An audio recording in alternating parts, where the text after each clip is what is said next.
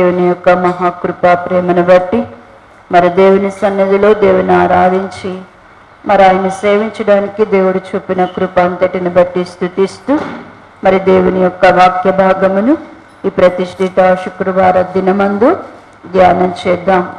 రోమీలకు రాసిన పత్రిక 8వ అధ్యాయము, రోమీలకు రాసిన పత్రిక 8వ అధ్యాయము 24-25 వచన భాగములను చూద్దాం. ఏలయనగా మనము నిరీక్షణ కలిగిన వారమై రక్షింపబడితిమి. నిరీక్షింపబడినది కనబడినప్పుడు నిరీక్షణతో పని ఉండదు. తాను చూచుచున్న దాని కొరకు ఎవడు నిరీక్షించును? మనము చూడని దాని కొరకు నిరీక్షించిన ఎడల ఓపికతో దాని కొరకు కనిపెట్టుదుము. ప్రార్థన చేద్దామండి.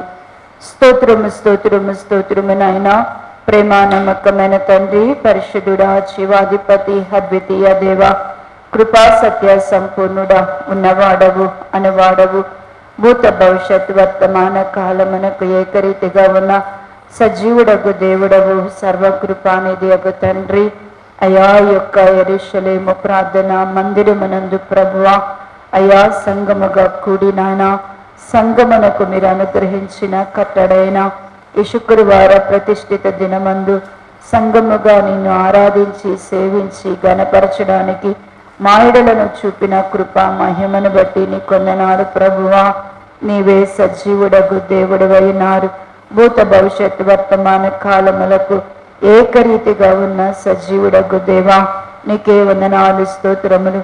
లోకములో పాపములు శాపములు నశించిపోతున్న మమ్మలను వెదికి రక్షించి మా పాపములు మా దోషములు అపరాధములను బట్టి మమ్మలను శిక్షింపలేదు, కానీ మేము పొందవలసిన శిక్షా విధి యావత్తు సిలువలో మా పక్షముగా మీరు అనుభవించి నీకున్న అనుభవ జ్ఞానము చేత మమ్మల్ని నిరపరాధులుగా నిర్దోషులుగా చేసిన ప్రేమ స్వరూపియగు తండ్రి, ఏమిచ్చి రుణము తీర్చగలమయ్యా?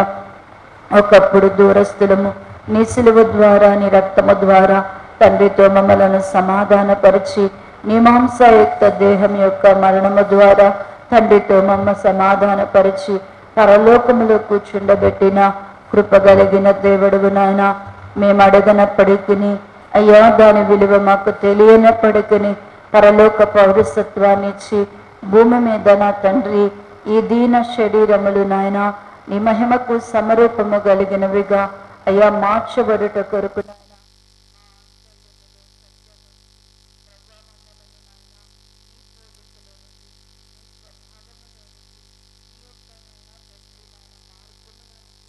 మమ్మల్ని నడిపిస్తున్నందుకు వందనాలు చెల్లి. ఆయన లోకములో నుండి ప్రత్యేకింపబడిన పరిశుద్ధమైన జనముగా నీతిని ఆచరించు ప్రజలముగా నీ ఆత్మచేత బలపరచబడి నీ కృపలో స్థిరపరచబడ్డానికి సహాయం చేయండి. వాక్యమును విని విడిచిపెట్టు వారము కావద్దు నాయన. అక్షరముగా చదివి నేర్చుకునే వారముగా ఉండొద్దు నాయన. నీ వాక్యమే కార్యకారిగా క్రియగా మాలో సఫలపరచబడి మేము నాయన మాకున్న శక్తి కొంచెమైనను దేవా నీ వాక్యమును గైకొనుటలో ప్రభువా మేము నమ్మకస్తులముగా ఉండడానికి ప్రభువా మాకు నీ కృప దయచేయండి. నీ సిలువ చాటుదని దాసుదాన్ని మీరు మరుగుపరిచి ప్రభువా నీ ఆత్మ ద్వారా నాయన మా నోట నీ మాట నుంచి నాయన సంగమునకు క్షేమాభివృద్ధి కలుగునట్లుగా నీ వాక్యమును మీరు విత్తి బలపరచమని సంగముతో మీరే మాట్లాడి మా జ్ఞానమునకు నాయన నీ సంగతులను బోధించి అవి మా హృదయములోని రాకడ పర్యంతము నిలిచి నీ ఎదుట మమ్మల్ని నిలబెట్టిన శక్తి కలిగిన ఉన్నట్లుగా సహాయం చేసి కృప చూపించి మహిమ పొంది నిత్య జీవము దయచేయమని యేసుక్రీస్తు నామములో అడిగి ప్రార్థించి పొందున్నాము తండ్రి, ఆమేన్. ఒకసారి అందరికీ వందనాలండి. ఈ రోమా పత్రిక 8వ అధ్యాయ భాగము 24-25 వచనములను చదువుకున్నాం. ఏలయనగా మనము నిరీక్షణ కలిగిన వారమై రక్షింపబడితిమి. రక్షింపబడినది కనబడినప్పుడు నిరీక్షణతో పని ఉండదు. తాను చూచిన దాని కొరకు ఎవరు నిరీక్షింతును? మనము చూడని దాని కొరకు నిరీక్షించిన ఎడల ఓపికతో దాని కొరకు కనిపెట్టుదము. ఈ చదవబడినటువంటి ఈ రోమా పత్రిక 1వ అధ్యాయ భాగము నుండి వచనము వెంట వచనము చదవడానికి పరిశుద్ధాత్మ దేవుడు తన కృపను మనకి అనుగ్రహిస్తూ వస్తున్నాడు. ఈ యొక్క రోమా పత్రిక మరి రోమాలో ఉన్నటువంటి పరిశుద్ధుల కొరకు వ్రాయబడి ఉన్నది. రోమాలో ఉన్నటువంటి సంఘము దేవుని దృష్టికి ఎలాగున ఉన్నారు అంటే, వారు విశ్వాస విషయములోను విధేయత విషయములో మిగతా సంఘాలన్నిటికీ కూడా వారు ఎలా ఉన్నారంటే మాదిరికరముగా ఉన్నారు. ఖచ్చితంగా సంఘములో ఉన్నటువంటి విశ్వాసులు ఒక బాధ్యతను కలిగి ఉండాలి. మనం మందిరానికి వస్తున్నాము పోతున్నాము అన్నట్లు కాదు. దేవుని మందిరానికి వచ్చి వాక్యాన్ని మనం వింటున్నాము అంటే ఖచ్చితంగా మనము సంఘము వెలుపటి వారికి మాదిరికరముగా, ఇతరుల సంఘాల వారికి విశ్వాసులకి మనం ఎలా ఉండాలంటే మాదిరికరముగా ఉండాలి. ఈ మాదిరికరమైనటువంటి ఈ జీవితాన్ని రోమా సంఘము కలిగి ఉన్నారు. అంతగా వారు కలిగి ఉండడాన్ని బట్టి మరి ఆ సంఘమును స్థిరపరచడానికి బలపరచడానికి ఈ పత్రికను పౌలు గారు వ్రాసి ఉన్నారు. ఈ వ్రాయబడినటువంటి ఈ పత్రికలో మరి సంఘములో ఏ ఒక్కరు కూడా మరి దుర్నీతి వలన సత్యాన్ని అడ్డగించుకోకూడదని, మరి సృష్టికి ప్రతిగా మరి దేవునికి ప్రతిగా సృష్టిలో ఉన్న వాటిని ఆరాధించేవారుగా ఉండకూడదని, వారి మనసులో దేవునికి చోటు ఇవ్వకుండా భ్రష్టులు కాకూడదని వారిని హెచ్చరిస్తున్నారు. సంఘము యొక్క బాధ్యతలను 2వ అధ్యాయము నుండి వివరిస్తున్నారు. ఈ 2వ అధ్యాయ భాగంలోనికి వచ్చే తల్లికి ఇవి మరి దేవుని సంఘములో వారు ఎవరిని ఒకరిని విమర్శించేవారుగా, ఒకరికి తీర్పు తీర్చేవారుగా ఉండకూడదు. దేవుడు ఎవరికి కూడా ఏ అధికారం ఇవ్వలేదంటే ఒకరిని విమర్శించి తీర్పు తీర్చే అధికారం ఇవ్వలేదు. దేవుడు మనందరికీ ఎట్టి బాధ్యతనిచ్చి ఉన్నారు అంటే కనుక సత్క్రియలను ఓపికగా చేస్తూ నిత్య జీవాన్ని పొందడానికి మనము దేనిని వెదకాలో అది నేర్చుకునే వారంగా ఉండాలని. అంత మాత్రమే కాక దేవుని సంఘమైనటువంటి మనము మరి ఆచారాలలో పడిపోకూడదని. చాలా మంది కూడా ఏం చేస్తూ ఉంటారు అంటే కనుక ఆచారాలకు అలవాటు పడి మరి ఎందుకు అంటే కనుక రోమా సంఘంలోనికి కూడా మరి మరి యూదులైనటువంటి వారు అన్యజనులైనటువంటి వారు కలిసి సంఘముగా ఏర్పడ్డారు. అన్యజనులు యూదులు కలవడాన్ని బట్టి వారిద్దరు కలయికలు వారు ఉండడాన్ని బట్టి యూదులైన వారు ఏం చేస్తున్నారు అంటే కనుక అన్యజనులైనటువంటి విశ్వాసులను ఏం చేస్తున్నారంటే సున్నతి చేయించుకోనమని వాళ్ళని ఏం చేస్తున్నారంటే బలవంతం చేస్తున్నారు.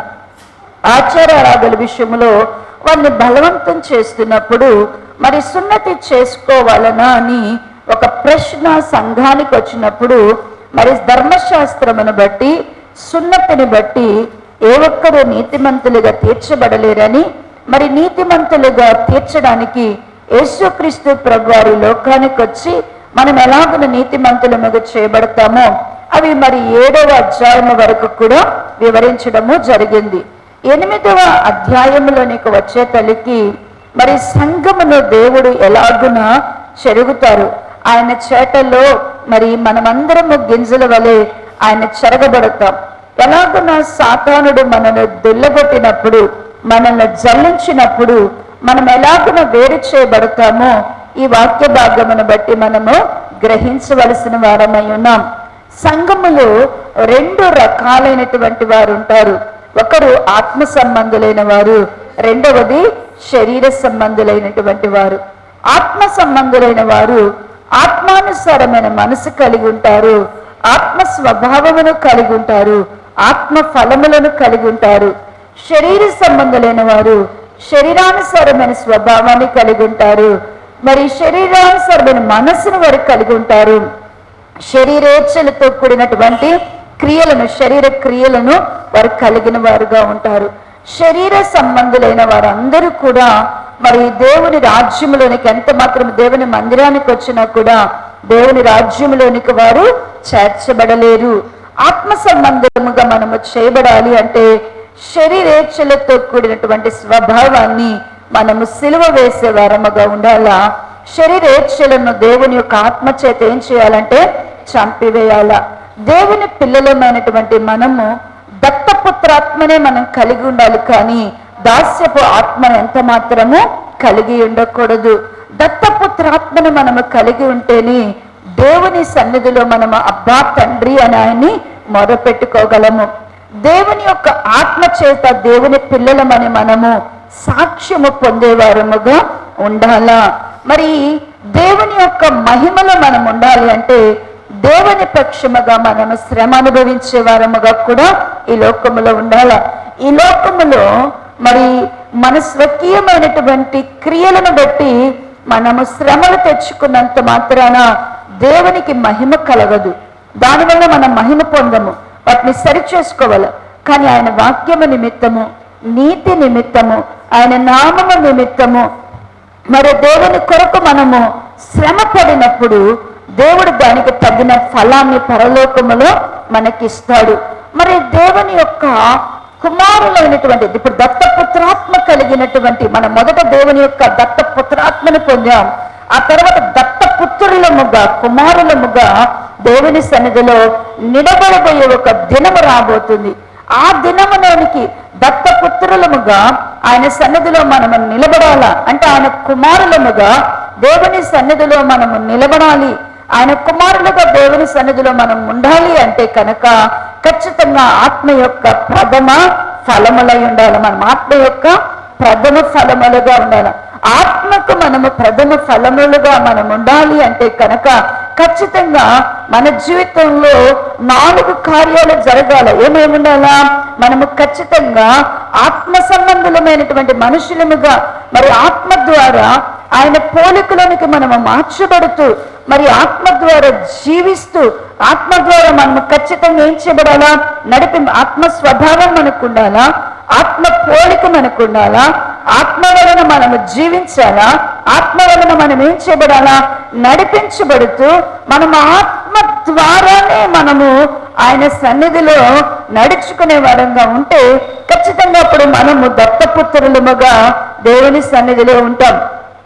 ఇప్పుడు 24, 25 వచనాలకు వస్తే ఏలనగా మనము నిరీక్షణ కలిగిన వారమై రక్షింపబడుదుము అంటున్నాడు. అంటే దేవుని బిడ్డలు మనం ఇప్పుడు అన్నా కదా 21 వచనం భాగం ఒకసారి చదివితే ఏలనగా సృష్టి నాశనమునకు లోనైన దాస్యము నుండి విడిపింపబడి దేవుని పిల్లలు పొందబోవు మహిమ గల స్వాతంత్రము పొందుదను నిరీక్షణ గలగదై స్వేచ్ఛగా కాక దాన్ని లోబరిచిన వాని మూలముగా వ్యర్థపరచబడెను. చూడండి, సృష్టికి కూడా ఒక నిరీక్షణ ఉందంట. సృష్టి దేని కొరకు నిరీక్షిస్తుందంట? సృష్టి కూడా దేని కొరకు కనిపెడుతుందంట? ఏ నిరీక్షణ కలుగుందంటే దేవుని పిల్లలు పొందబోయేటువంటి మహిమ గల దేవుని పిల్లలకి ఏముందంట? దేవుని పిల్లలకి ఏముందంట? మహిమ కలిగిన స్వాతంత్రం ఉందంట. ఆ మహిమ కలిగినటువంటి స్వాతంత్రము కొరకు సృష్టి యావత్తు కూడా ఏం చేస్తుందంట? ఆశతో ఏం చేస్తుందంట? కనిపెడుతుంది. ఇప్పుడు అంటున్నాడు కదా, నిరీక్షణ అంటే అసలు ఏంటి అంటే, నిరీక్షణ అంటే ఏదైతే మన కంటికి కనబడలేదో, మనము దేనినైతే చూడటలేదో, మన కంటికి ఏది కూడా కనబడదు, మనము తాకము, దాన్ని చూడము, కానీ అది చెప్పినటువంటి దేవునిని బట్టి ఆ మాటను మనం ఏం చేస్తామంటే కనుక నమ్మి విశ్వసించడమే నిరీక్షణ. నిరీక్షణ అంటే మనకు కనబడింది, మనకేదో చూపించకపోయినా, మన కంటికి కనబడకపోయినా, మన చెవికి వినబడకపోయినా, మన చేతులు దానిని తాకపోయినా, ప్రభు మాటను బట్టి మనము దేనినైతే నమ్ముతున్నామో అది ఏంటి అంటేనంట నిరీక్షణ. అందుకని అబ్రహాము మనము గారు చదివినాం, మరి 4వ అధ్యాయంలో అంటాడు కదా, ఆయన నిరీక్షణకు ఆధారము లేనప్పుడు కూడా, నిరీక్షణకు ఆయన దగ్గర ఏమి లేదంట, ఆధారము లేదు. ఎక్కడ మన గలతీ పత్రికలో చూస్తే చూడండి ప్రియులారా, రోమా పత్రిక 5వ 4వ అధ్యాయము 4వ అధ్యాయం 18వ వచన భాగము నడుచు. నీ సంతానము ఇలాగ ఉండునని చెప్పిన దాన్ని బట్టి తననేక జనములకు తండ్రి అగినట్లు నిరీక్షణకు ఆధారము లేనప్పుడు అతడు నిరీక్షణ కలిగి నమ్మను. మరి అతడు విశ్వాసమందు బలహీనుడు కాక రమారమి 100 వయసు గలవాడై ఉన్నప్పటికీ అప్పటికి తన శరీరము మృతతుల్యమైనట్టును సాగర గర్భమును మృతతుల్యమైనట్టు ఆలోచించను గాని ఆగుదామండి. ఇక్కడ బాగా జ్ఞాపకం చేసుకోండి. నిరీక్షణ అనేది అబ్రహాము గారిలో కనబడుతుందంట. ఏంటి ఆ నిరీక్షణ అంటే, అతని వయసు అప్పటికి ఎంత వచ్చేసిందంట, అబ్రహాము గారి వయసు ఎంత వచ్చిందంట, 100 వయసు వచ్చిందంట. తన శరీరాన్ని చూసుకుంటే తన శరీరం ఎలా కనబడుతుందంట, అప్పటికి తన శరీరము మృతతుల్యమైనట్టుగా. అలాగనే శారా గర్భము కూడా ఏమైపోయిందంట, శారా గర్భము మృతతుల్యమైపోయింది. ఇద్దరి శరీరాలు ఏమైపోయిందంట, మృతతుల్యమైపోయింది. కానీ దేవుని యొక్క వాగ్దానం మాత్రం ఎలా ఉంది, ఇంకా నెరవేర్చబడక నిలిచే ఉంది. దేవుని వాగ్దానం మాత్రం నీకు నీ కుమారుని ఇస్తానన్న వాగ్దానం మాత్రం ఇప్పటికి 25 సంవత్సరాలు గడిచిపోయినా, 100 ఏళ్ళు అంటే అప్పటికి ఆయనకి ఎన్నేళ్ళు, 25 ఏళ్ళు గడిచిన కుమారుని ఇస్తానన్న మాట ఉంది. ఆయన శరీరం ఏమైపోయింది, ఉడికిపోయింది, మృతతుల్యమైపోయింది. ఆయన అబ్రహాము గారంట ఎంత మాత్రమంట పుడతారో పుట్టరో అని సందేహపడలేదంట, ఖచ్చితంగా అన్నాడంట. అందుకని ఆ ముందు వచ్చిన 17వ వచ్చిన భాగాలు అంటాడు కదా, అనగా తన విషయం మృతులను సజీవులుగా లేపువాడును లేని వాటిని ఉన్నట్టుగానే పిలిచివాడైన దేవుని ఎదుట అని అడగదు.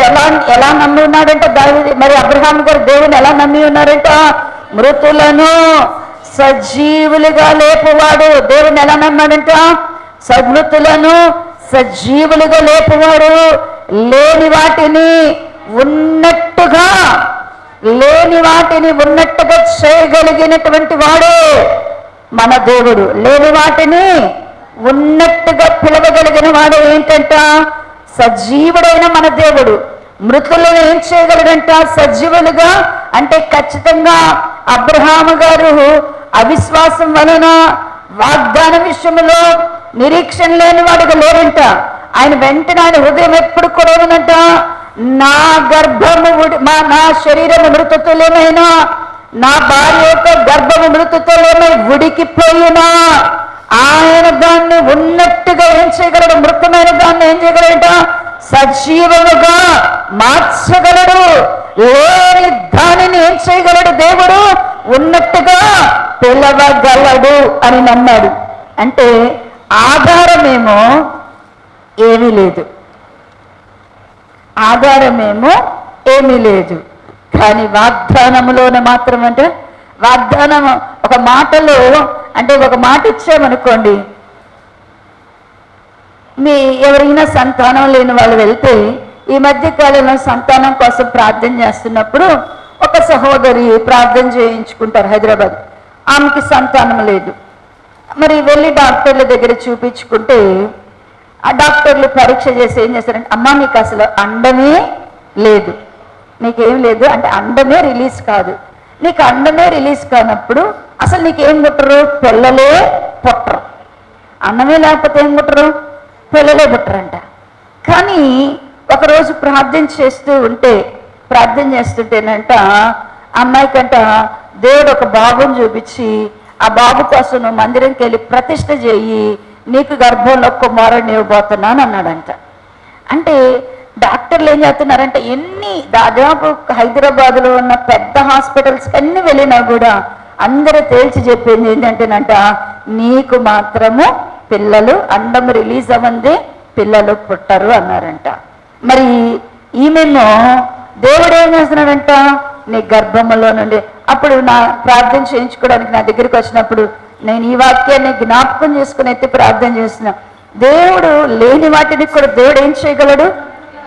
డాక్టర్లు పుట్టరంటే మన విశ్వాసం ఎట్లుంటుంది. మనం ఏదైనా జబ్బుతో వెళ్ళామనుకోండి, ఇంకా నీకు తగ్గదమ్మా, ఇక ఇంతే అన్నారు అనుకోండి, దేవుడు స్వస్థపరుస్తాడన్న నమ్ముతామా?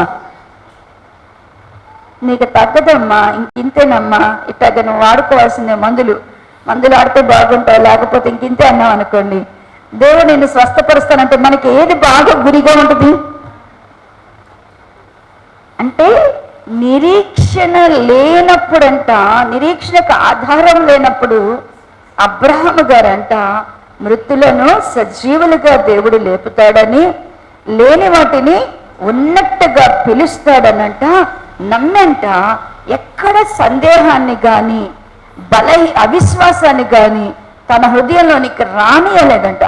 రానియకుండా ఏం చేశాడు అంటేనంట, నా దేవుడు నాకు ఇచ్చాడు, దేవుడు ఏమన్నాడంటే దేవుడు నాకు ఇచ్చాడు అని నమ్మాడంట. అదే నిరీక్షణ. ఇప్పుడు దేవుని పిల్లలకు కూడా ఏం కావాలా మనకు కూడా ఏం కావాలా? నిరీక్షణ అనేది ఉండాలి. ఈ నిరీక్షణ అనేది మన ఆత్మకి ఏంటి అంటేనంట లంగరు లాంటిదంట. ఈ నిరీక్షణ ఏంటంటే మన ఆత్మకి అంట నిరీక్షణ అనేది లేకపోతే ఖచ్చితంగా దేవుని బిడలమైనటువంటి మనకు నిరీక్షణ, అందుకని అంటున్నారు కదా విశ్వాస ప్రేమ మనకేముండాలా? నిరీక్షణ. చివరికి నిల్చుండే ఏంటంట, చివరికి నిలబడే ఏంటంటే దేవుని దగ్గర మనలో ప్రభు దగ్గరికి మనం నిలబడ్డాం అనుకోండి, ప్రభు దగ్గరికి నిలబడితే దేవుడు అంటాడు కదా, నువ్వు నా కోసం ఏం సంపాదించు, నా కోసం ఏం చేసావు కదా. అసలు మనలో 3 మాత్రం అంట ఎలా మనల్ని నిలబడతాయంట. మొదటి కొరింథీ రాసిన పత్రిక 13వ అధ్యాయము, మొదటి కొరింథీలకు రాసినటువంటి పత్రిక 13వ అధ్యాయము 13వ వచన భాగమును చదివితే, కాగా విశ్వాసము, నిరీక్షణ, ప్రేమ ఈ 3 నిలుచును, వీటిలో శ్రేష్టమైనది ప్రేమయే అంటున్నాడు కదా. నిలిచేయి, మనలో నిలిచిపోయేవి ఏంటి అంటే కనుక మనలో నిలిచేయి, మన నిలబెట్టి, దేవుని ఎదుట మనల్ని నిలబెట్టి, ఒక రకంగా చెప్పాలంటే దేవుని దగ్గర మనల్ని నిలబెట్టి ఏంటి అంటేనంట మనలో 3 ఉండాలంట. ఏముండాలంట? ఒకటి విశ్వాసం ఉండాలా, రెండవది ఏముండాలా? నిరీక్షణ ఉండాలా, మూడవది ఏముండాలంటే కనుక ప్రేమ ఉండాలా. ఈ 3లో కూడా ఏది గొప్పది అంటే, ఈ 3లో కూడా ఏది గొప్పది అంటే ప్రేమే శ్రేష్టమైనది, ప్రేమే గొప్పదంట. ఎందుకు అంటేనంట ప్రేమకు మించినటువంటిది ఇంకేది లేదు. ఒక వ్యక్తిలో దేవుని ప్రేమ ఉంటే ఆ ప్రేమకు మించినటువంటిది, ఆ ప్రేమ ఏదైనా దేవుని కొరకు చేస్తుంది. అయితే ప్రియులారా, మనలను దేవుని ఎదుట నిలిపేది, నిలిచి ఉండేది ఏంటంటే కనుక విశ్వాసము, నిరీక్షణ, ప్రేమ. ఖచ్చితంగా మనం దేవుని దగ్గర నిలబడాలంటే మనలో ఏముండాలా? మనం ఏం వెంట తీసుకొని వెళ్ళాలా మన దేవుని దగ్గరికి? జనులు తమ తమ మహిమను ఆయన గొర్రెపిల్ల యొక్క దేవాలయానికి తీసుకొని వెళ్తారంట. చూడండి, ప్రకటన గ్రంథము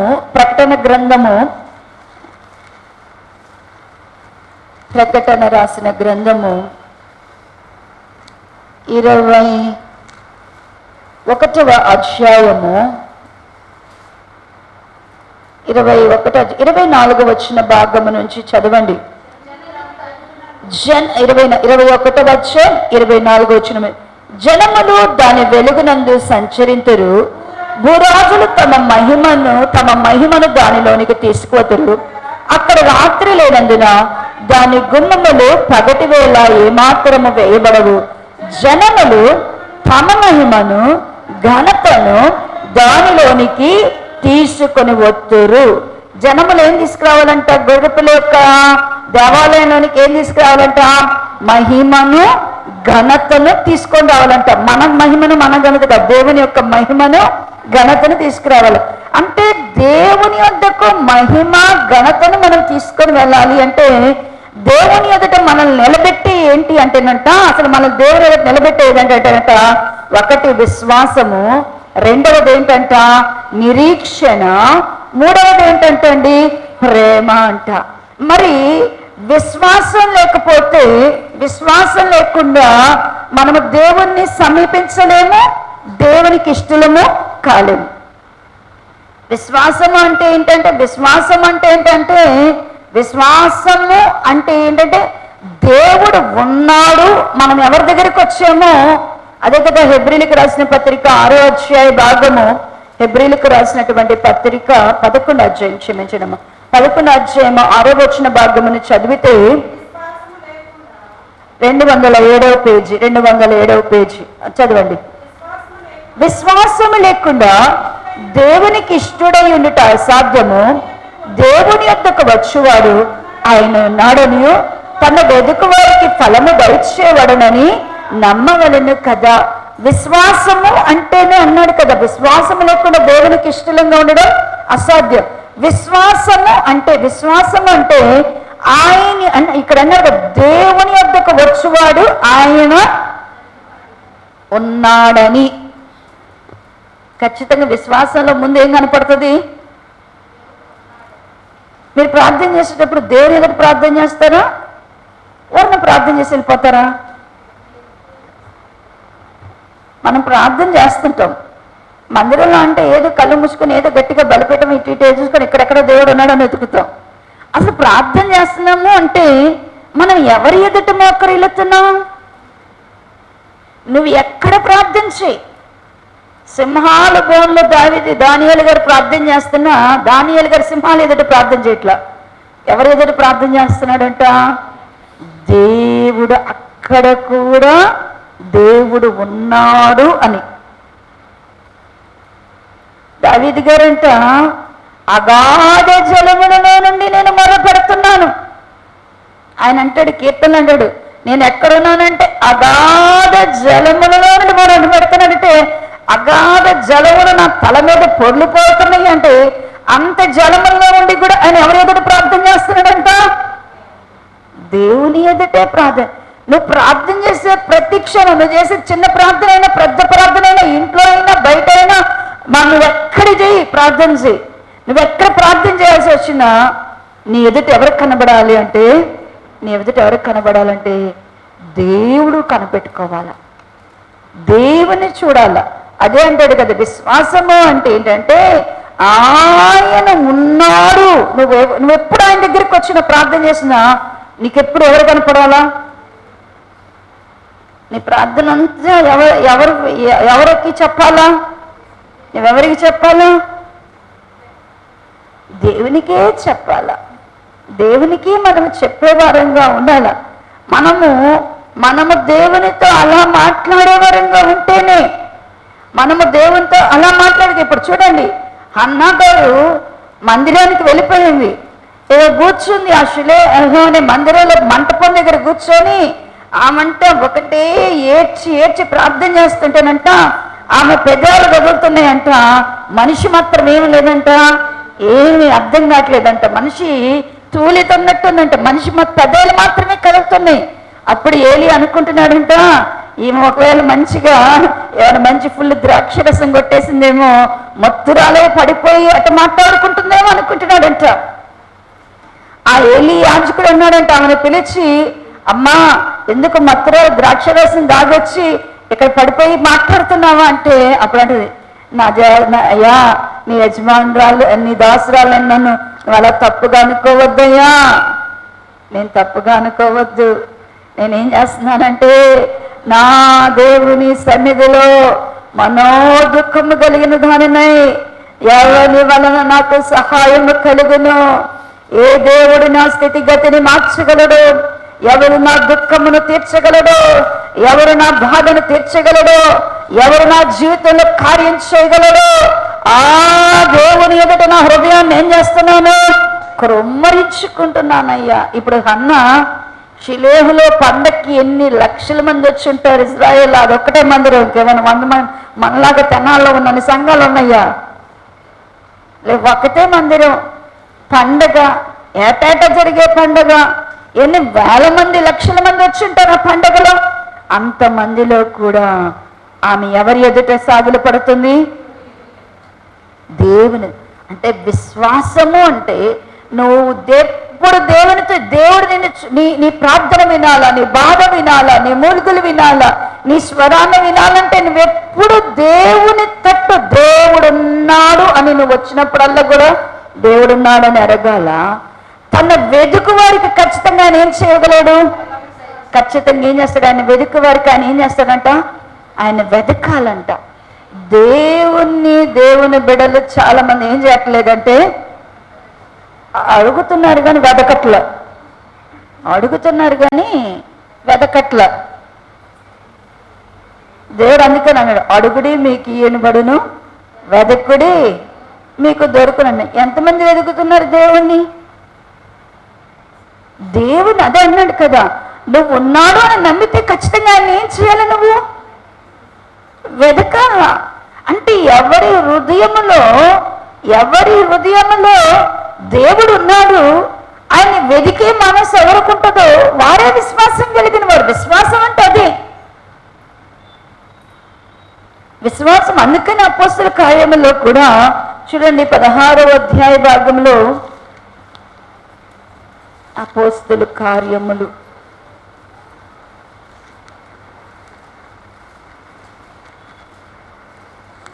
16 కాదమ్మా 17వ అధ్యాయము 26, 27 వచ్చిన భాగంలోనే చూడండి.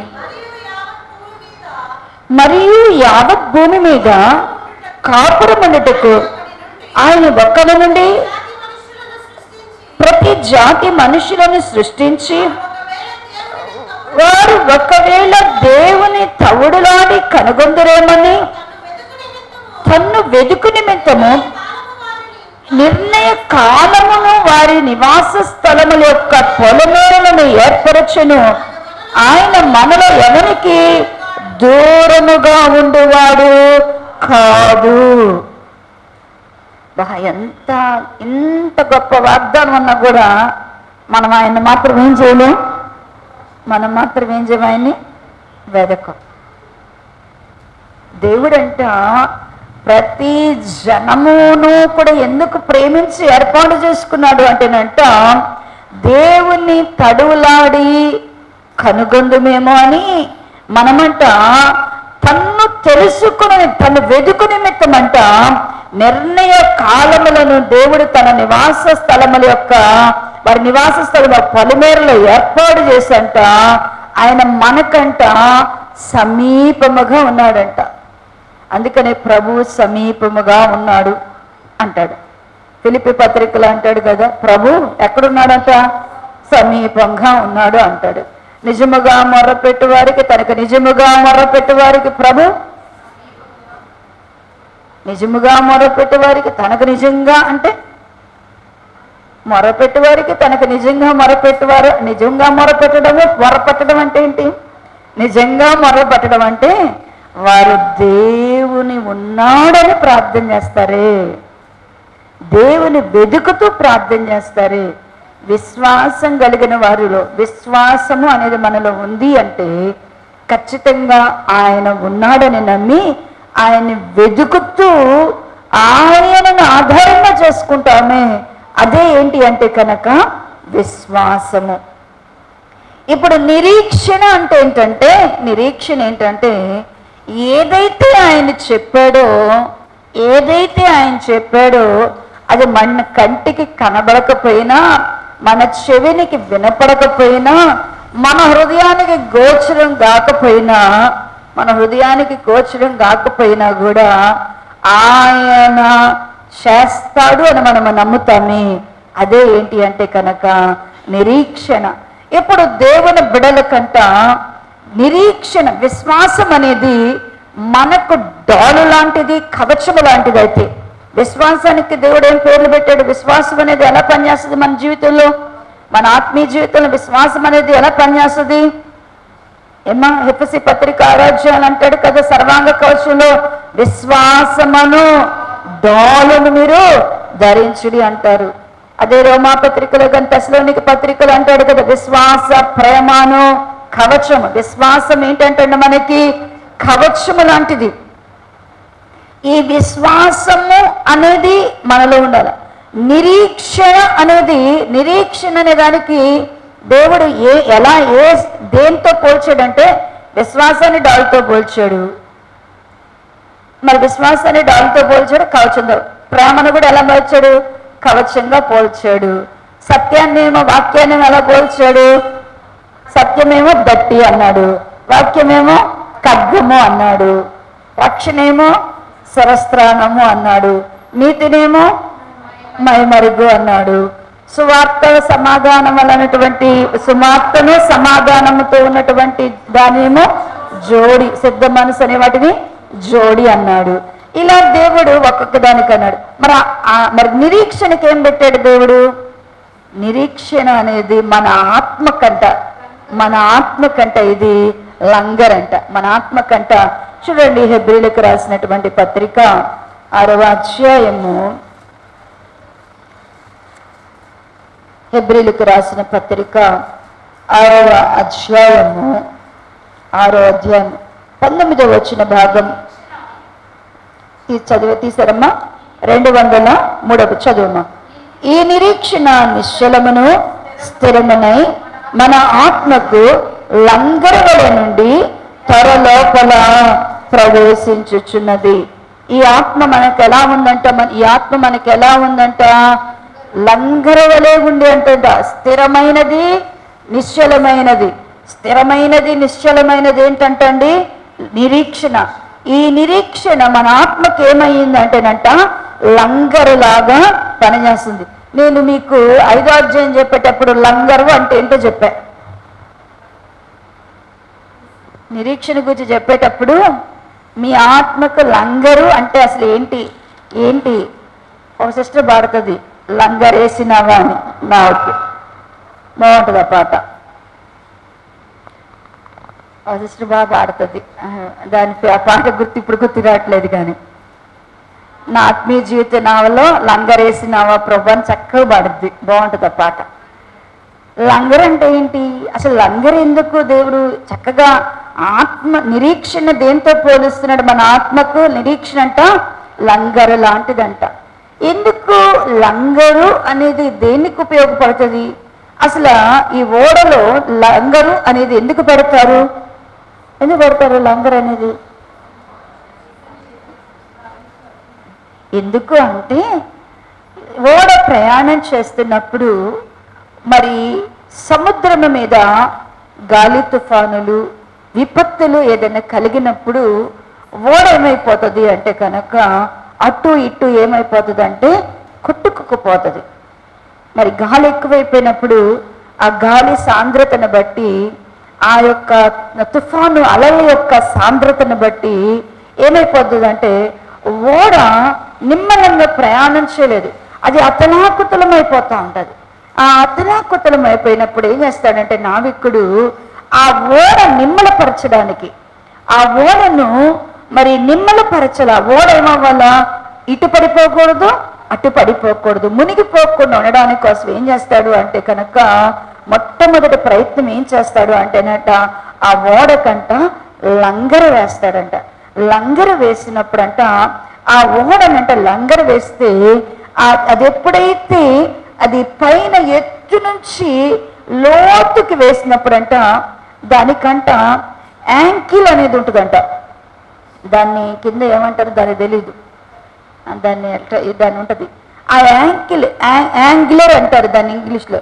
ఆ యాంగిలర్ ఏం చేస్తుంది అంటే అక్కడ సముద్రపు అడుగు భాగములో దేనినో ఒక దానికి తగిలి, ఒక రాతికో కొన సముద్రంలో కూడా ఏదో ఉంటాయి కదా అడుగు భాగంలో ఉన్న వాటిని తగిలి ఈ లంగర్ ఏం చేస్తుందంట ఈ ఓడ అటు ఇటు పడగకుండా కాపాడుతూ ఈ పైన ఉన్నటువంటి ఈ కర్ర ఏం చేస్తుంది అంటేనంట గాలి వాటాన్ని ఆపుతూ ఉంటుందంట.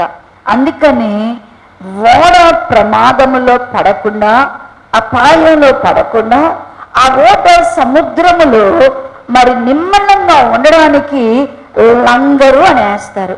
ఇప్పుడంట మన యొక్క ఆత్మీయ జీవితంలో కూడా నిరీక్షణ అనేది మనకుంటే ఈ నిరీక్షణ మనకు ఎలా ఉంటుంది అంటే మన ఆత్మకి ఎలా ఉంటుంది అంటేనంట లంగరులాగా పనిచేస్తుందంట.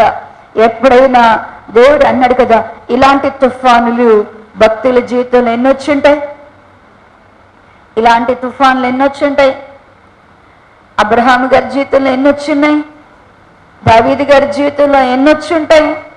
మరి దేవుని ప్రజల యొక్క జీవితంలో ఎన్ని తుఫానులు, గాలి తుఫానులు, శ్రమల సుడిగుండాలు వారికి వచ్చినప్పుడంట వాళ్ళలో ఉన్నటువంటి నిరీక్షణ, వారిలో ఉన్న నిరీక్షణ నిజముగా దేవుడు ఏమాయము అన్నట్లుగా వాళ్ళ ప్రజలకు కొరహ కుమారులు రాస్తారు కదా. అసలు మమ్మల్ని గురించి ఏం చెప్పుకుంటున్నారు అంటే, మీ దేవుడు ఏమాయను అనుకుంటున్నారు. అయ్యా మమ్మల్ని గురించి ఏమంటున్నారంటే, అసలు మీ దేవుడు ఉన్నాడా? మీ దేవుడు ఏమయ్యాడు? ఏం చేస్తున్నాడు? ఇదిగో ఇంత కష్టాలు, ఇన్ని నష్టాలు, ఇంత ఏమంటే అంటే అప్పుడు అంటారు కదా, వాళ్ళు ప్రార్థన చేస్తూ చూడండి వాళ్ళు ఎక్కడికి వెళ్తారు అంటే కనుక ఈ కీర్తనల భాగము 42వ అధ్యాయము 10-11 వచ్చిన భాగముల చదవండి. నీ దేవుడు ఏమానేనని నా శత్రువుల దినమెల్లా నన్ను అడుగుచున్నారు. వారు తమ దూషణల చేత నా ఎముకలు విరుచుచున్నారు. నా ప్రాణమా, నీవేళ కృంగి ఉన్నావు, నాలో నీవేళ తొందరపడి ఉన్నావు. దేవుని యందు నిరీక్షణ ఉంచుము, ఆయనే నా రక్షణకర్త, నా దేవుడు, నేను ఆయనను స్తుతించుదను అంటున్నాడు. చాలండి, వీళ్ళు ప్రార్థన చేస్తున్నారు. కొరహ కుమారుడు ప్రార్థన చేస్తూ దినమెల్లా పక్కనున్న శత్రువు ఏమంటున్నాడంట, రోజంతా కూడా ఏమన్నాడంట, అసలు నువ్వు ప్రార్థన చేస్తున్నావు, నీ ప్రార్థన వింటున్నాడు అసలు దేవుడు? నీ ప్రార్థన దేవుడు వింటున్నాడా?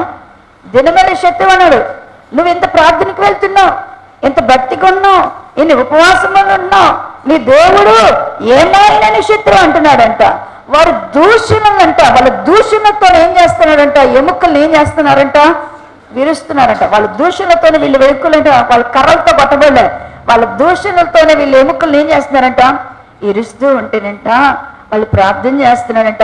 వాళ్ళ ప్రాణం కృంగిపోతుంటే నా ప్రాణమా నువ్వేళ కృంగి ఉన్నావు, నాలో నువ్వెందుకు తొందరపడుతున్నావు, నాలో నువ్వేం చేస్తున్నావు, తొందరపడుతున్నావు. ఎవరిని జ్ఞాపకం చేసుకోమంటున్నారు? దేవుని యందు నిరీక్షణ ఉంచుము.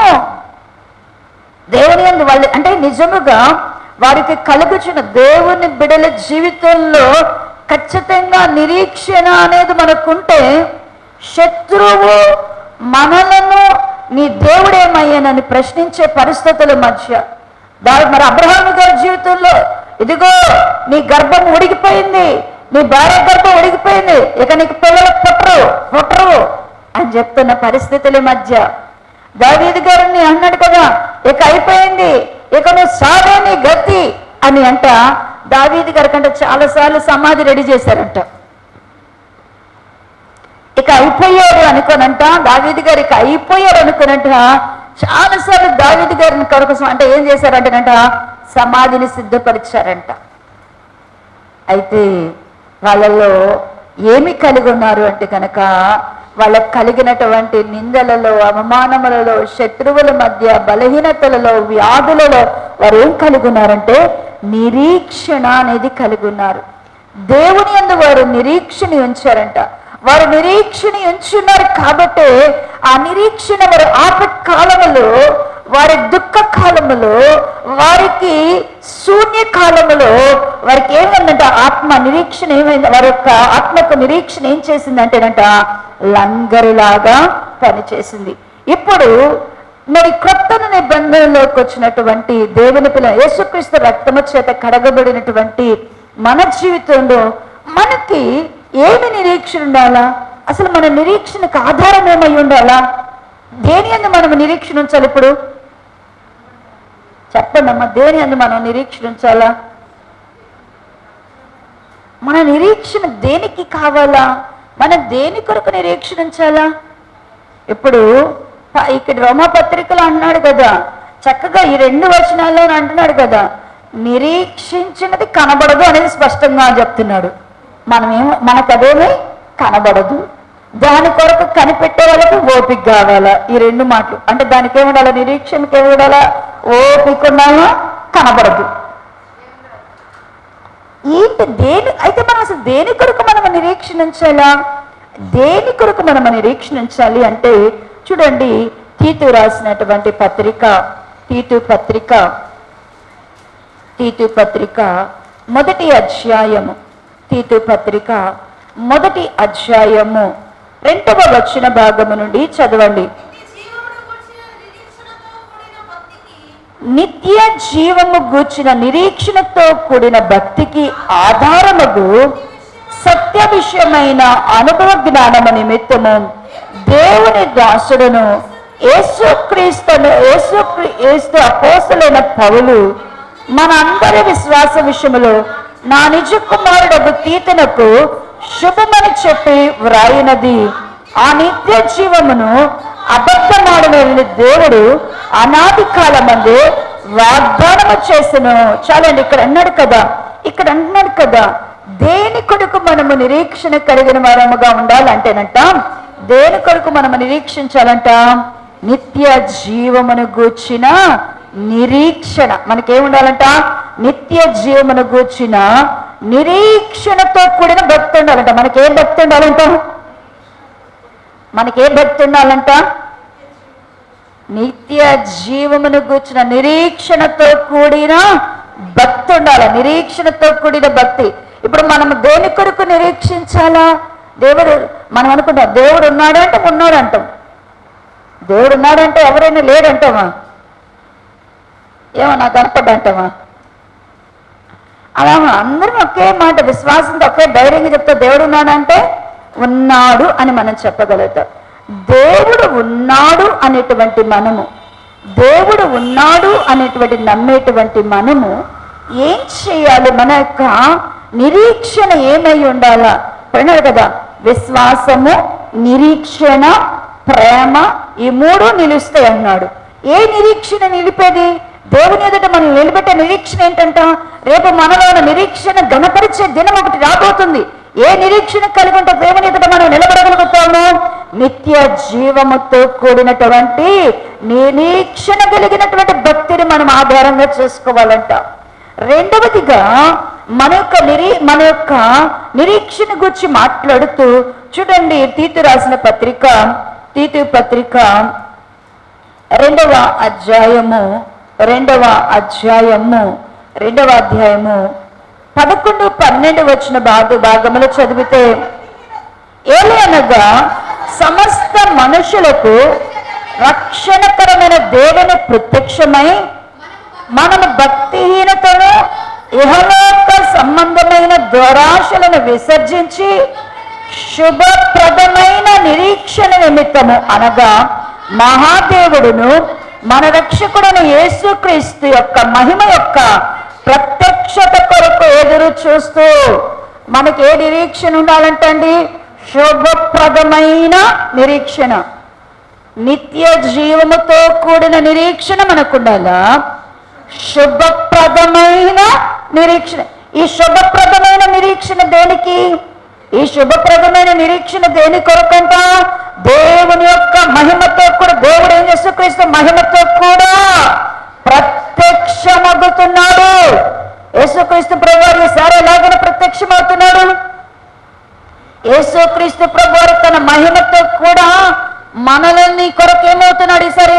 ఒకప్పుడైతే ఆయన దాసుడుగా, వీరుడుగా, తృణీకరింపబడిన వారిగా ఈ లోకానికి వచ్చి ఈ లోకంలో 33 సంవత్సరము సంపూర్ణ మానవుడుగా, మాదిరికరముగా జీవించి, పాపం విషయంలో నిరపరాధిగా, నిష్కలంకుడుగా ఉండి, ఏ పాపము చేయక పరిశుద్ధ జీవితాన్ని మాదిరికరముగా మనకు వచ్చి, ఆయన నిష్కలంకమైన రక్తము ద్వారా మనలను విమోచించి, ఆయన మరణించి, మనలను రక్షించి, మనకు ఆయన జీవమిచ్చి పరలోకంలో తండ్రితో కూర్చున్నాడు. ఇప్పుడు ఈసారి అయితే ఆయన ఎలా రాబోతున్నాడు అంటండి?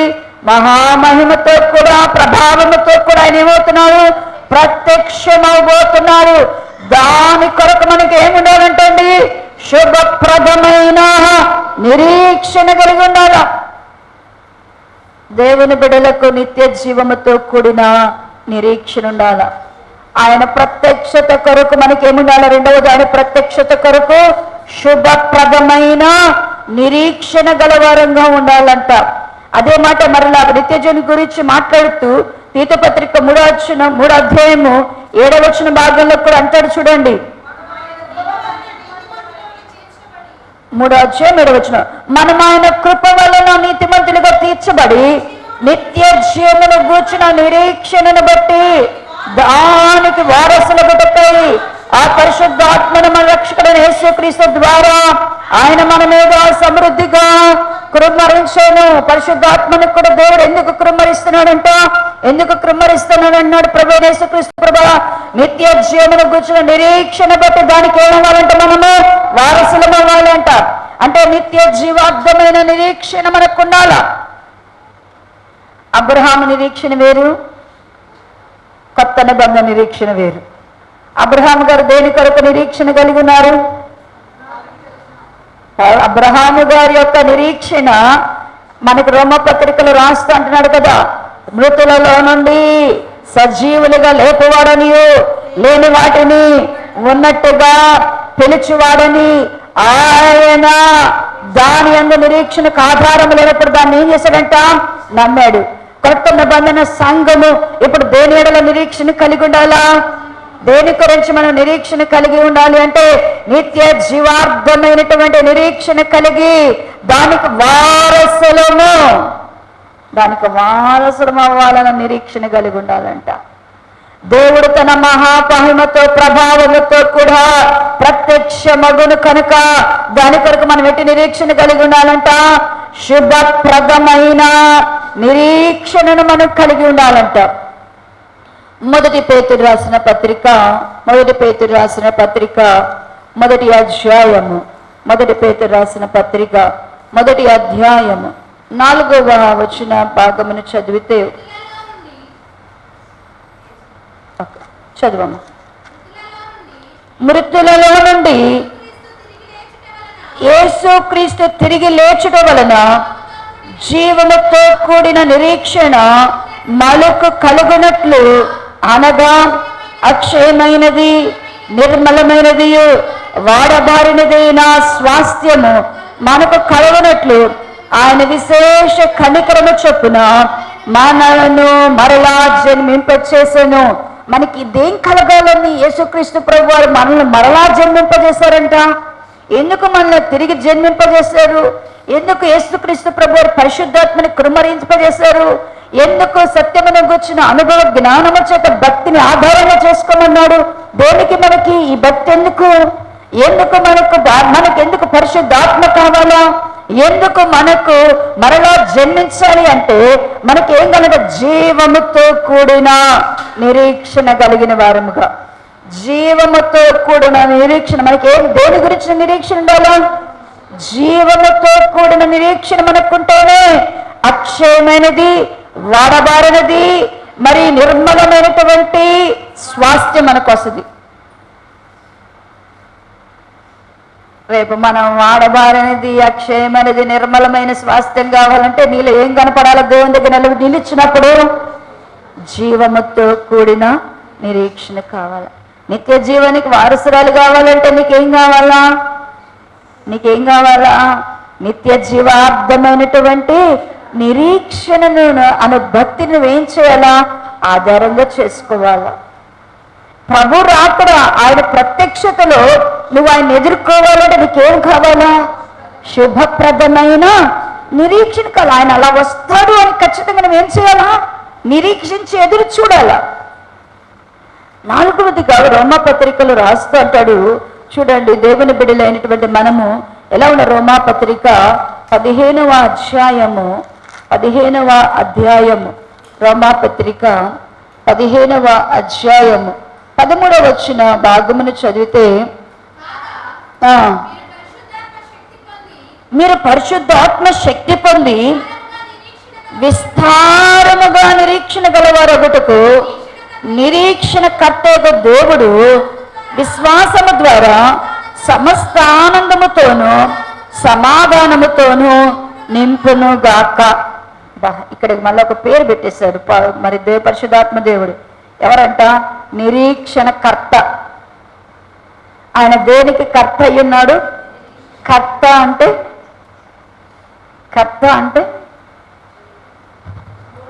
ఏమ్మా? కర్త అంటే బాగానే చెప్ప. కర్త అంటే కర్త, కర్మ.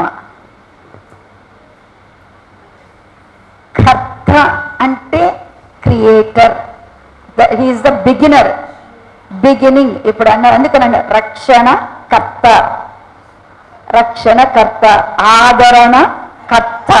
అంటే దానికి ఖచ్చితంగా దాంట్లో ఏముంటుంది? వ్యక్తి ఉంటాడు. దాంట్లో ఎవరుంటారు అంటే కనుక వ్యక్తి ఉంటాడు.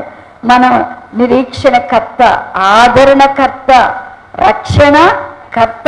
మనం అంటే కర్త అంటే బిగినర్.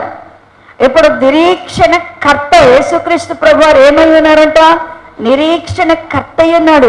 ఆ నిరీక్షణకర్త అయినటువంటి దేవుడంట మనల్నంట పరిశుద్ధాత్మను మనం ఎప్పుడు పొందుకుంటామో ఆ పరిశుద్ధాత్మ ద్వారంట మనకి సమాధానము సమస్త ఆనందం కావాలంటే మనకేం కావాలా? ఎప్పుడు మనకేం కావాలని కోరుకుంటాం? మనకి ఎప్పుడు ఏం కావాలని కోరుకుంటాం? సమాధానము సంపూర్ణ ఆనందం.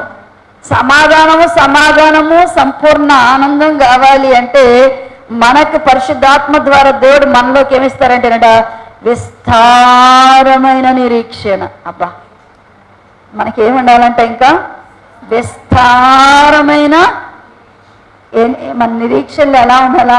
మనం అంటాడు కదా, నిత్యము జీవముతో కూడిన నిరీక్షణ కలిగిన వారంగా ఉండాలా, శుభప్రదమైన నిరీక్షణ కలిగిన వారంగా ఉండాలా, జీవముతో కూడిన నిరీక్షణ కలిగిన వారమై ఉండాలా. ఇప్పుడు ఏమన్నటారు? నిరీక్షణ కథ ద్వారా విస్తారమైన నిరీక్షణ. మన నిరీక్షణ ఎలా ఉండాలట?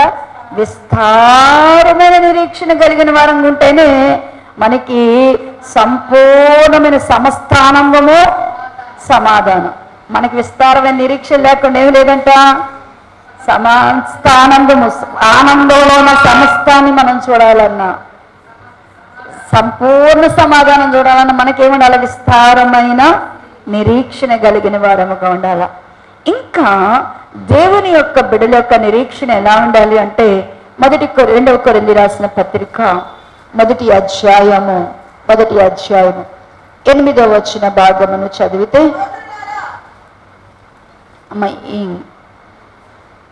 7వ వచన భాగం చదవండి అమ్మా. మీరు శ్రమలలో ఎలాగూ పాలివారైనారో అలాగనే ఆదరణలో పాలివారైనాను ఎరుగుదము గనక మిమ్మల్ని గుర్చిన మా నిరీక్షణ స్థిరమై ఉన్నది. మన నిరీక్షణ ఏమై ఉండాలి అంటేనట స్థిరమైన నిరీక్షణ కలిగిన వరంగా, స్థిరమైన విశ్వాసము, స్థిరమైన నిరీక్షణ. నిరీక్షణలో కూడా ఏమి ఉండాలంట?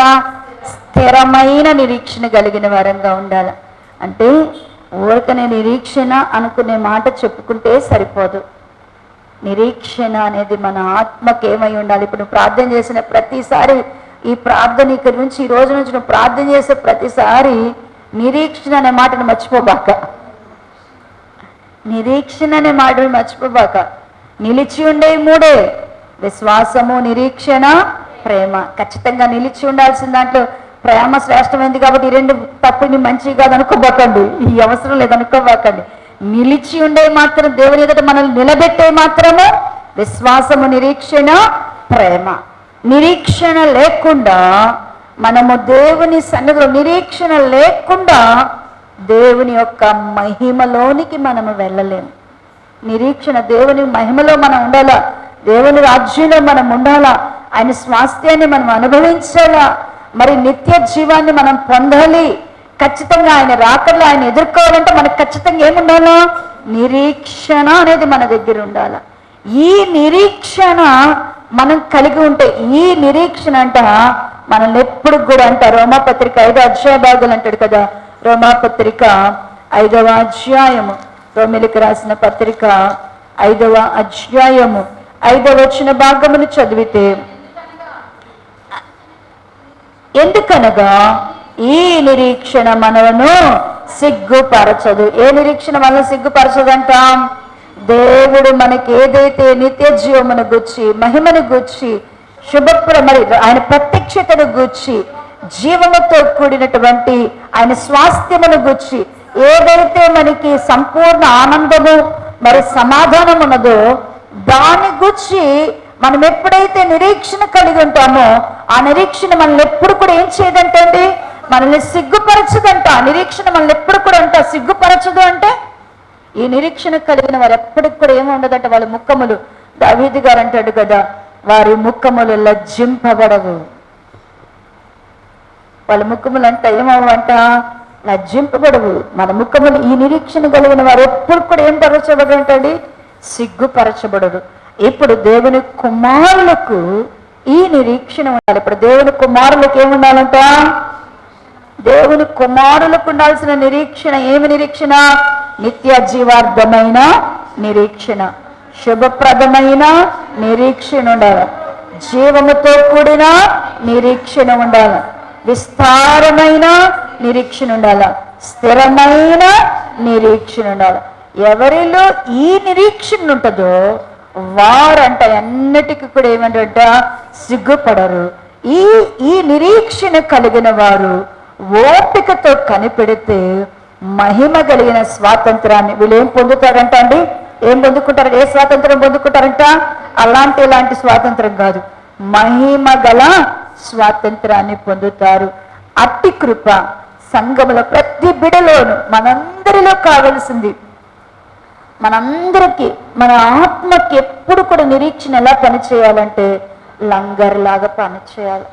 ఎందుకంటే మన జీవితాలలో కూడా ప్రతికూలమైన పరిస్థితులు వస్తాయి. చాలాసార్లు అంటారు కదా, చాలాసార్లు అంటారు, అమ్మా నువ్వు ఇంత ప్రార్థన చేస్తున్నావు, మనకు కూడా డౌట్ వస్తుంది ఒక్కొక్కసారి, అబ్బా నేను ఇంత ఉపవాసం ఉంటున్నాను, నేను ఇంత ప్రార్థన చేస్తున్నాను, బా నా ఇంటి పరిస్థితి ఎందుకు ఇలా ఉంది, నా పిల్లలు ఎందుకు ఇలా ఉన్నారు, నేను ఇంత కష్టపడుతున్నాను దేవుని సన్నిధిలో, నా ఆరోగ్యం ఎందుకు ఇలా ఉంది, నేను ఎందుకు ఇలా ఉన్నాను అంటారు కదా. పక్కన వాళ్ళు కూడా అంటుంటారు కదా, అమ్మ మీరు ఇంత ప్రార్థన చేస్తున్నారు, నీకు ఏమి ఇచ్చాడు దేవుడు, మీ దేవుడు ఏం చేశాడు, వాళ్ళు చూడు ఎంత బాగా వృద్ధిలో ఉన్నారు, నీవెందుకు ఇలా ఉన్నావు, ఇలాంటి రకరకాల ప్రశ్నల మధ్య అప్పుడు అనిపిస్తుంది కదా, నిజమేనేమో దేవుడు నా ప్రార్థన వింటలేదేమో, దేవుడు నన్ను ఆశీర్వదించడేమో, నా బతికింతేనేమో, నేను ఇంతేనేమో అనే పరిస్థితుల మధ్య నువ్వెప్పుడు ఓడిపోకూడదు.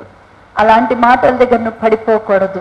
అలాంటి స్థితిలో నీ మనసు అదే కదా, నా ప్రాణమా నాలో నువ్వేలా కలవరపడుతున్నావు, నాలో నువ్వు ఎందుకు తొందరపడుతున్నావు. మనం ఎక్కడో ఎవరు అనబడలే, ఇవన్నీ ఎవరు అనుకుంటారు, మన ప్రాణమే అంటది, నా ప్రాణమా నువ్వెందుకు కృంగిపోతున్నావు, నీలో నువ్వెందుకు తొందర, మన ప్రాణమే తొందర పెట్టింది. ఇన్నాళ్ళ నుంచి ప్రార్థనకి వెళ్తున్నాడు, దేవుడు నాకు ఉద్యోగం చూపించలేకపోయాడు. నేను 40 రోజులు మేము ఇట్టకి ఉపవాసాలు ఉండేవాళ్ళు. మేము ఉపవాసాలు అంతా తిరుపతి కాలంలో మా ఉపవాసాలు అంతా ఇంతే, 40 రోజులు చేయని 80 రోజులు చేయని. ఈ లోకంలో ఉద్యోగం రావాలంటే ఉద్యోగం, ఫస్ట్ క్లాస్ రావాలంటే ఫస్ట్ క్లాస్, ఏ చదువులో ఎలా ఉండాలంటే అలా ఉండాల్సిందే, ఏది కావాలంటే అదే, దానికోసమే ఉపవాసం. అప్పుడు అనేదాన్ని, నేను 40 రోజులు అసలు ఏమీ తినకుండా ఏం తాకుండా చేస్తే ఏంది ప్రభా ఇంకా ఇవ్వు, ఇంకా నాకు ఎందుకు ఉద్యోగం రాలేదు, ఇంకా నాకు గవర్నమెంట్ ఉద్యోగం రాలేదు ఎందుకు, ఇంకా నాకు మోపిల్లాడికి పుట్టలేదు ఎందుకు, ఇంకా నాకు మోపిల్లాడి పుట్టలేదు ఎందుకు, ఇంకా నాకు ఇల్లు కట్టుకోలేదు. అప్పుడుండే అవన్నీ కూడా అయ్యి నిరీక్షణలు కాదు, అయ్యేం కాదు. ఎప్పుడైతే మన నిరీక్షణ మారిపోయింది, ఎప్పుడైతే అనిపిస్తుంటది, ఒకవేళ నేను చేసే మన హృదయాల్లో అనిపిస్తుంది, ఇంత ప్రార్థన చేస్తున్నావు కదా, ఒక్కోసారి సాతాను వచ్చి మా రాణి దగ్గర మన మనసు దగ్గర వచ్చి కూర్చోండి, ఇంత ప్రార్థన చేస్తున్నావు కదా, అసలు దేవుని ప్రార్థన వింటున్నాడు అంటావా, మరి ఎందుకు నీ కష్టాలు తిరగలేదు, నీకెందుకు స్వస్థత ఇవ్వట్లేదు అంటే నీ ప్రార్థన వింటలేదు దేవుడు, నీలో లోపం దేవుడు చూసుకుంటే. పాపం ఇలాగే కోరహ కుమారులు అంటే అంట, నా ప్రాణమా నీలో నువ్వెందుకు తొందరపడుతున్నావు, ఎందుకు తొందరపడుతున్నావు, నిరీక్షణ దేవుని యందు నిరీక్షణ ఉంచు. దేవుని యందు నిరీక్షణ ఉంచిన వారు ఎవరు కూడా దేవుని సిగ్గుపరచబడలేదు. నువ్వే పరిస్థితులైనా నీ నీతి, నీ పరిశుద్ధతను, ప్రార్థన, విశ్వాసాన్ని విడిచిపెట్టొద్దు. మనం మహిమ కలిగిన స్వాతంత్రం పొందాలంటే మాత్రము నిత్య జీవము కూడిన నిరీక్షణ మనకు కావాలి, శుభప్రదమైన నిరీక్షణ కావాలి, జీవముతో కూడిన నిరీక్షణ మనకు కావాలా, విస్తారమైన నిరీక్షణ కలిగిన వారం కావాలా, స్థిరమైన నిరీక్షణ కలిగిన వారం కావాలా. అప్పుడు మన ఆత్మకు ఆ నిరీక్షణ ఏం చేస్తుందంటే అన్ని పరిస్థితుల్లో లంగరులాగుండి మనల్ని సిగ్గుపరచక దేవుని మహిమ ఎదుట మనల్ని నిలబెడుతుంది. అట్టి కృపా దేవుడు సంఘానికి దయచేయునుగాక.